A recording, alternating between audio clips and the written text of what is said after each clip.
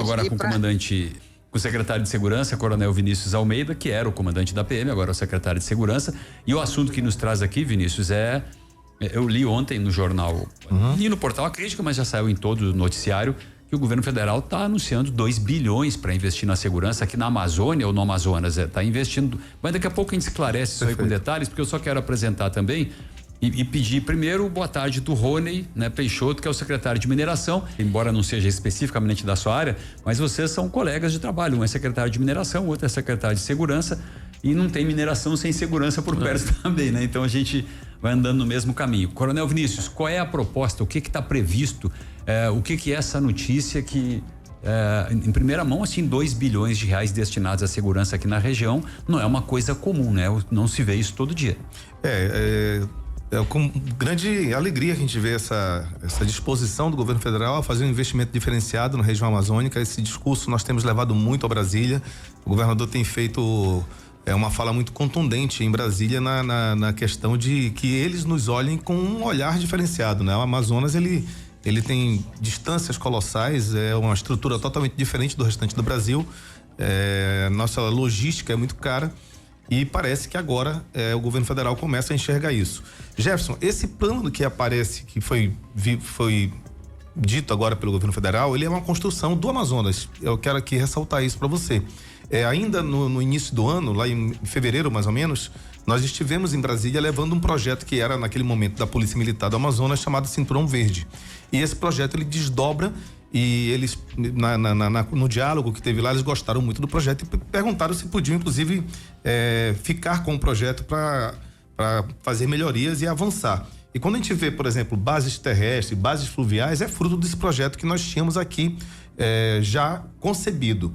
O que nós temos de pré-anúncio, de pré-acertado com o governo federal é que 2 dessas bases, se você olhar o texto lá que eles anunciaram, são 6 bases navais, né? 2 nós já temos ou mais 6? 2, eles no projeto do governo federal eles querem colocar 6 novas bases na Amazônia, fluviais e mais, se não me falha a memória, 34 terrestres.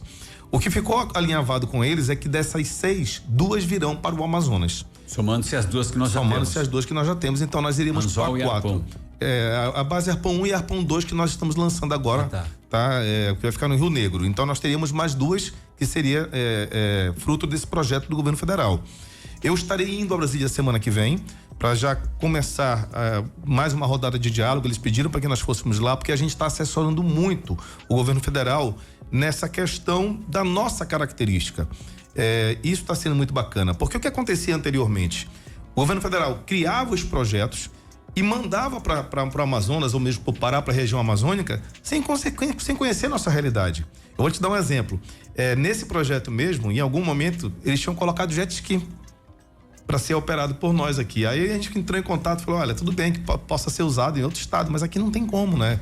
Não tem como, não se aplica a nossa realidade, né? Por quê? Qual é o problema? Assim, a gente olhando assim, né, Rony, aqui de longe, sem entender, esse é que é o lance de conhecer a realidade, né? Sim. O jet ski é uma coisa veloz, rápido, pode fazer uma perseguição, alguma coisa assim. O que impede o jet ski? Primeiro, tecnicamente, não. O nosso policial, ele ficaria totalmente exposto, né? A levar um tiro, né? Esse é o primeiro ponto. O segundo ponto é a questão da própria manutenção. Imagina eu colocar um jet ski lá em Barcelos. Para dar manutenção no jet ski lá já seria complicado, né? Então são características nossas que não se aplicam. Então hoje a realidade do Amazonas, e olha, ainda ontem, por exemplo, Jefferson, desculpa fazer um corte aqui no diálogo, mas ainda ontem a Companhia de Operações Especiais da Polícia Militar, que eu quero parabenizar, entrou em confronto com alguns piratas ali perto de Barcelos. Esse pessoal, ele estava aterrorizando ali a questão dos nossos ribeirinhos, mas também prejudicando uma questão extremamente importante para o governo do estado, que é o turismo de pesca,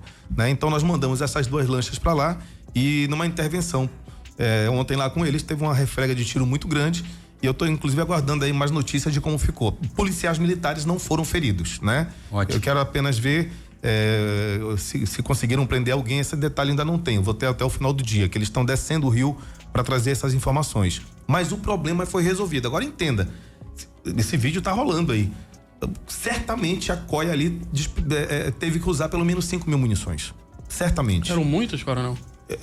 A informação inicial que eu tenho, que do outro lado tinham 7 piratas, né? Piratas, 7. com fuzis muito bem armados, por sinal, motores, lancha com motor 300, 2.300. Então, veja, imagina se eu tivesse esse policial no jet ski. Não tinha como. Não, tomava tiro. Tomava tiro, morria. A gente olha daqui de fora, não tem ideia da coisa tecnicamente, né? Exato. Então, assim, o governo do estado agora mesmo comprou 2 novas lanchas blindadas, né? Foi inclusive um aporte financeiro do senador Maziza, que eu quero agradecer e destacar a importância do aporte financeiro. É uma emenda, né? Uma emenda do senador Omar Aziz, que permitiu a compra dessas 2 lanchas blindadas. Perfeito, exatamente. E aí a gente estamos preparando para começar a operar com essa lancha. Mas veja, a lancha é importante, extremamente importante. Agora eu vou te dar um dado. Sabe quanto custa para colocar essa lancha para rodar por mês? Básico, 6 mil litros. Se você colocar aí o diesel no interior a uma faixa de 7, vamos colocar R$8, um pelo outro, R$50 mil só para operar. Então, ao longo de um ano, a gente está investindo aí R$600 mil por lancha. Só para ela ficar funcionando naquilo que é necessário. Só para funcionar. E tem toda a parte de equipamento também, né? Fora manutenção, fora o custo do meu operador, fora custo de manutenção. Então, operar na região amazônica é extremamente caro. Então, voltando ao tema, Jefferson, o que está sendo legal é a predisposição do governo federal a nos ouvir, a conversar e a trazer verdadeiramente os projetos de modo que possam nos atender. E aportar o recurso, ter o dinheiro disponível, que eu pelo menos nunca vi um anúncio de um valor tão alto, né? Tão alto que eu digo, tão significativo para o setor, né? Exatamente, é isso que eu vou ter que ir na semana que vem a Brasília para compreender como vai ser feito isso, porque nós temos que transformar essa boa vontade em realidade, né? Então nós vamos ter que entender em que momento vai ser feito o aporte, quais são as condições, né? Porque nós temos aí, quer queira, quer não, já acabou o ano. Esse ano, do ponto de vista de planejamento fiscal, já foi, né? Nós temos que já começar a pensar no ano que vem. Para eu construir uma base dessa, eu levo pelo menos um ano, né? Saindo do zero, que é o que vai ter que ser feito. Então, eu já estou falando aí em 2025, né? Então, tudo em segurança pública não é para amanhã. Tudo é médio prazo, longo prazo. Claro, eu tenho os planejamentos que são, claro, acontecem ali na eventualidade, a gente tem que dar resposta imediata. Tem o dia a dia, mas tem o planejamento de médio e longo prazo. Tem que ser de médio e longo prazo, e é isso que a gente está fazendo agora. A ideia é que a gente possa, a médio prazo, longo prazo, ter uma segurança muito melhor na região amazônica toda. Bom, o Rony continua aberto aqui, se você quiser participar. Eu sei que, repetindo aqui, o Rony é de mineração, mas nada impede. É importante dizer energia, mineração e gás, né? A gente não fala só de mineração, tá tudo junto. Então, assim, Vinícius, bom, eu vou recomeçar a entrevista aqui. Você assumiu a Secretaria de Segurança, tem o quê? Um mês? Um mês, vai fazer um mês. A Secretaria de Segurança, vai fazer um mês. Você está pegando um desafio que a gente pode dizer claramente aqui, que é enfrentar. Insegurança é uma coisa que persiste, tá? Não é um privilégio do Amazonas nem de Manaus, mas nós temos problemas sérios na segurança ainda, né? Nós temos as organizações criminosas se infiltrando nos bairros, aquela coisa que é tão temida, a taxa de homicídio oscila para cima, para baixo, mas a gente não consegue ter um retorno, uma descida consistente nisso, uma redução consistente nesse número de homicídios, né? Tem a questão da fronteira e com esse dinheiro que vem do governo federal, tomara que se consigam fechar aquelas portas que são abertas praticamente na fronteira do país. Qual é a linha de atuação, entendeu? Qual é o caminho que vai adotar a Secretaria de Segurança para poder, daqui a 2, 3 anos, terminando esse segundo mandato do governador Wilson, o secretário de Segurança poder dizer, olha, nós conseguimos este e aquele resultados, que é aquilo que interessa para as pessoas que estão nos acompanhando e que se sentem, você sabe disso, inseguras ainda. Jefferson, quando a gente fala de segurança pública, pensa numa pizza cortada em várias fatias.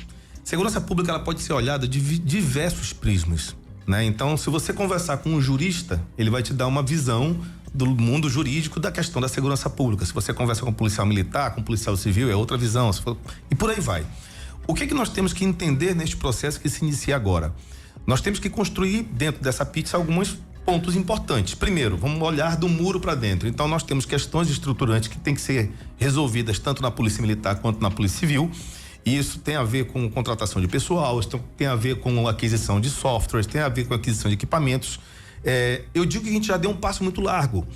Se nós lembrarmos, antes de 2019, antes do governador Wilson Lima, nós tínhamos problemas básicos aqui na segurança pública que eram inacreditáveis. A gente tinha problema de viatura aqui no Amazonas, né? Então, questões de armamento que foi todo revitalizado. nós não tínhamos uma lancha blindada, não tinha base arpão. Então, o governador Wilson Lima, ele encarou esse processo de frente verdadeiramente e está dando passos para solucionar. Volto a dizer, segurança pública não é da noite pro dia. Algumas pessoas questionam, por exemplo, mas por que demorou tanto para fazer concurso? Nós temos que lembrar que 2020 e 2021 são 2 anos perdidos na história da humanidade. Sequer a gente poderia estar aqui nesse momento aqui reunidos para fazer uma entrevista, né? Porque aquele momento não permitia, quanto mais fazer um concurso público. Então nós estamos aí na iminência de chamamento desse pessoal. Então essa questão estruturante é um ponto que tem que ser visto, né?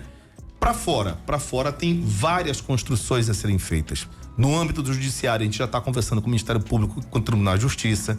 Iremos avançar conversando com o Parlamento, ver o que a Assembleia pode nos ajudar, conversando com a sociedade e construindo política de segurança pública. Essa é a questão. Que não é só polícia. Que não é só polícia. Muito pelo contrário, na política de segurança pública, todos os atores da sociedade têm que ser envolvidos. Todos, verdadeiramente todos. Porque eu não posso, por exemplo, vou te falar a questão do homicídio. Eu tenho aqui em Manaus o Jorge Teixeira, que é um bairro que representa 10% da taxa de homicídio do estado, né? É um bairro que a gente tem que ter uma atenção diferenciada. Mas veja, só é o executivo estadual que tem que olhar para o Jorge Teixeira? Não. O executivo estadual tem que olhar, o executivo municipal tem que olhar, a Assembleia Legislativa, ou seja, todo mundo tem que olhar para aquele dado ali e enxergar aquilo ali falando, ok, qual é a minha parte para solucionar esse problema? Hoje, eu vou lhe interrompendo de vez em quando. Pois não. Dá o gancho aí, né, Rony? Assim, o que é possível fazer agora? O que o secretário de Segurança que assumiu há um mês já fez ou já planejou para esse problema lá no Jorge Teixeira, que é 10% dos homicídios do estado? Do estado, exatamente. Na semana passada, a Polícia Militar entrou com a Operação Águia lá, então nós já estamos ocupando aquela região. Só para você ter ideia, de sexta a segunda-feira, graças a Deus, nós zeramos o homicídio no Jorge Teixeira. Esse crime não se desloca? Vai deslocar. Não há como não deslocar. Mas veja, se eu tenho neste momento o problema naquele bairro, é ali que eu tenho que agir. Então nós iremos atuar muito fortemente, tanto no Jorge Teixeira, quanto tem bairros que são endêmicos. Novo Aleixo, né? Hoje parte da Cidade Nova está com problema. Então nós daremos uma atenção diferenciada para esses locais que estão gerando mais taxa de homicídio, tá? Pontos vermelhos, né? As áreas vermelhas nós teremos uma atenção diferenciada. Nós já entramos, volto a te falar, com essa operação da Polícia Militar. Então a Polícia Militar vai fazer a parte dela preventiva. A Polícia Civil já está com o dever de casa dela para fazer a parte repressiva, ou seja, identificar quais são as pessoas que estão traficando, identificar as pessoas que estão causando problema naquela comunidade para, via judicial, pedir ou busca e apreensão ou mesmo a prisão preventiva dessas pessoas. Então, esse trabalho de inteligência já está acontecendo e em breve a gente começa a ter outras operações que aí são da Polícia Civil no combate à criminalidade. Então vai rodar em paralelo, a Polícia Militar fazendo seu papel preventivo e a Polícia Civil fazendo suas investigações como de maneira inteligente e trabalhando junto com o Judiciário para tirar esse pessoal de circulação. Tem um outro ponto, Vinícius, que incomoda muito as pessoas e que é notícia todo dia. A velha questão dos ônibus, dos assaltos a ônibus. Claro que você não é mais o comandante da PM, mas é o secretário de Segurança e quem assumiu a PM foi o Coronel Klinger. Tem algum tipo de ação viável, possível neste momento para olhar para a população também e dizer, olha, nós estamos combatendo, isso vai reduzir, isso vai acabar, sei lá o quê? Olha, o roubo a ônibus, a gente conseguiu baixar bastante a taxa em relação ao ano anterior, tá? É uma ação que continua sendo feita pela Polícia Militar. Nós tínhamos um local onde tinha uma quantidade de roubo de ônibus, representava 80%, que fica naquela região, logo após a antiga Philips, ali na Torquato Tapajós, né? Entrando para Maxi Teixeira ou mesmo para o aeroporto. Então nós colocamos 3 pontos fixos, são 3 barracas da Polícia Militar e com isso a gente conseguiu conter o roubo naquela região. Então isso já reduziu bastante. Só com a presença, Só com a presença. E a abordagem também, né? Já tivemos várias prisões onde iria acontecer o roubo e o ônibus para ali, a polícia vai, intervém e faz a prisão. Ou seja, o trabalho preventivo está acontecendo e está dando resultado. Mas veja, por que tem o roubo a ônibus? E é uma questão que nós vamos ter que também enfrentar. Por causa do roubo do celular. Ele vai ali buscando o roubo do celular. Nós iremos começar uma campanha muito forte. Depois eu vou mobilizar toda a sociedade, vou precisar do seu apoio. Já existe uma ação da Secretaria de Segurança, que é um aplicativo, na verdade é um sistema onde você vai lá e coloca os dados do seu celular para que, caso ele seja roubado, a gente consiga não só localizar, mas até desativar aquele telefone, tá? Nós iremos colocar pontos em shoppings, na rua, para que as pessoas também se sensibilizem e entrem lá e façam esse cadastro. Mas não só isso. Nós também já conversamos com a Polícia Civil para que de imediato a gente comece a investigação para identificar quem está comprando esse celular roubado. Eu lembro agora em Parintins, Jefferson, já no último dia de Parintins, a Polícia Militar fez uma prisão lá de 3 pessoas que só com eles tinham quase 100 celulares. E qual era a história dessas pessoas? Foram pagos por empresários que trabalham com celular em Manaus para ir lá roubar celular no Festival de Parintins. Nós conseguimos ali prender e devolver os celulares. Ou seja, existe toda uma sistemática lá que está acontecendo. Operação, uma noite foram 80 celulares? Só em Parintins, na última noite a gente fez essa prisão, no último dia, na verdade. A gente prendeu esse pessoal e conseguiu desbaratar essa quadrilha. Então, também foi uma missão que a gente já conversou com a Polícia Civil, o delegado Bruno já está ciente disso, para a gente começar um trabalho muito focado nessa identificação de quem está financiando esse tipo de roubo na cidade. Agora, celular é um negócio difícil, né? Você coibir roubo de celular, você tem que botar um policial do lado de cada pessoa que anda com o celular no bolso de trás, por exemplo. Mas aí a gente tem que ir pra cima da quadrilha, né? Então tem que ir pra cima de quem tá financiando isso, de quem tá comprando. Então aí você vai desmontando essa quadrilha para identificar.